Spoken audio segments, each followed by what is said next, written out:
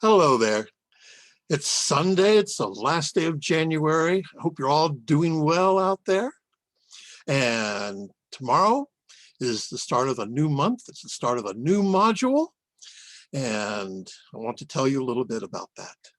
But first, I got to tell you, the other night, it was last night or the night before that, I went outside and oh my gosh, it was around 11 at night and there was this beautiful moon, just a little bit past full, just hanging over the mountains.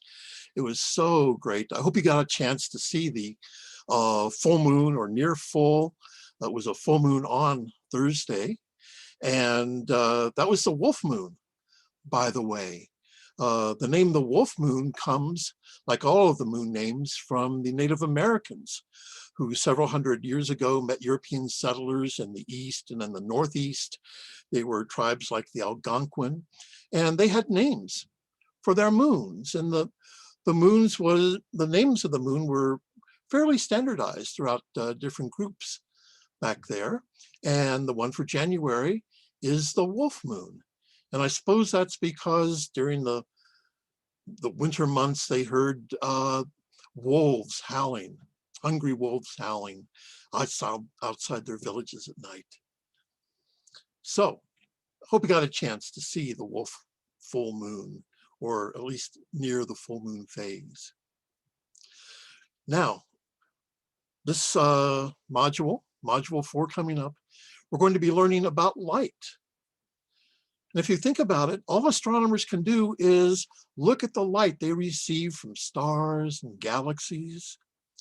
Like all the stars that you see behind me here, all we can do is look at the light.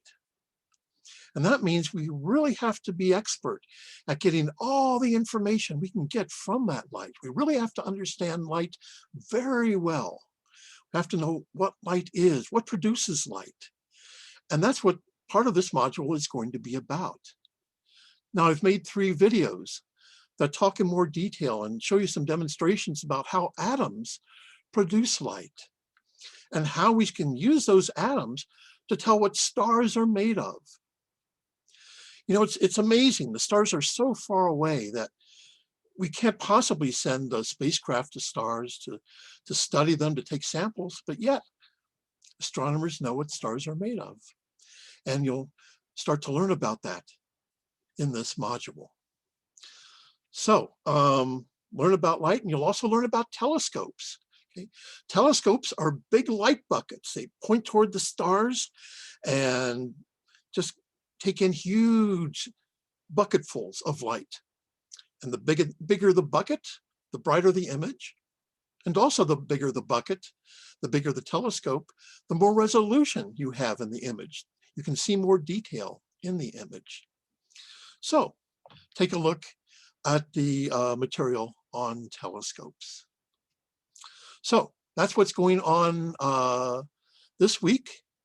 The week after that, you'll have your first exam. So the first exam will be over modules 1, 2, 3, and 4.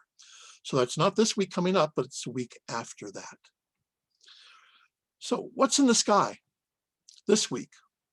Well, not a lot of real spectacular stuff. There will be a 3rd quarter moon in the sky on Thursday. And the 3rd quarter moon is named that because the moon will have gone around 3/4 of the way around the Earth. So that's will happen. If you go out to see the 3/4 moon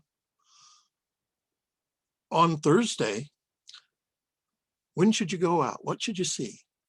Well, let me pull up Stellarium here. I'll just do a screen share with Stellarium. There it is. And this should look fairly familiar to you. This is looking out on February 4th around 10 in the evening. Here is Orion up in the sky. Here is the red giant star Betelgeuse up in Orion's shoulder, and the bluish-white star Rigel down on Orion's knee. Here's Sirius, the brightest appearing star in the sky, part of the constellation of Canis Major.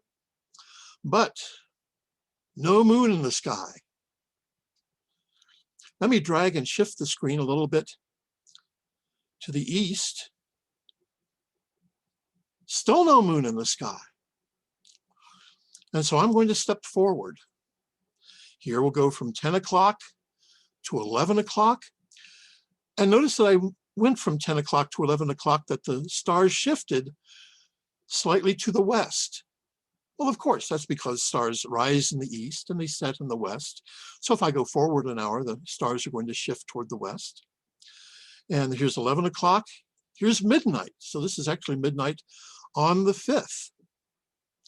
And here's 1 o'clock. Still nothing. 2 o'clock.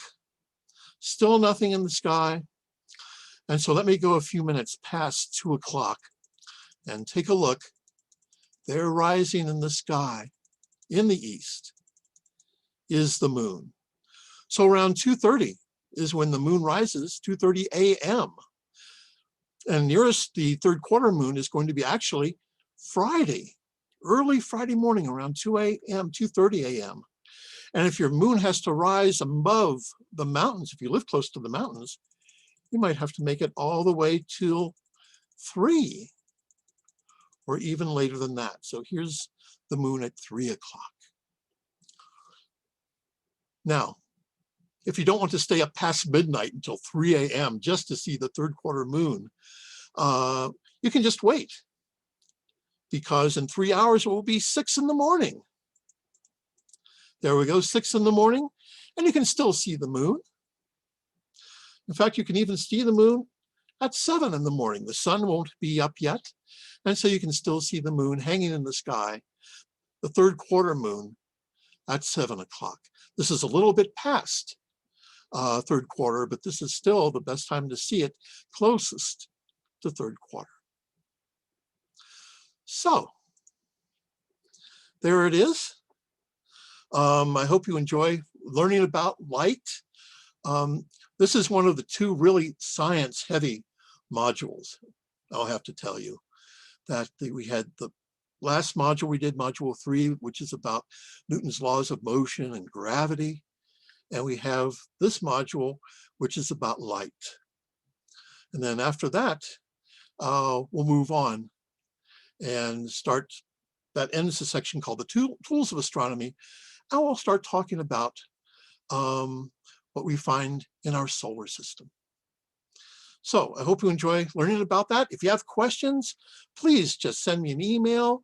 I'll be happy to set up a Zoom meeting for you. And until next week, I hope you have a good week, and I will see you next time. So until then, bye-bye.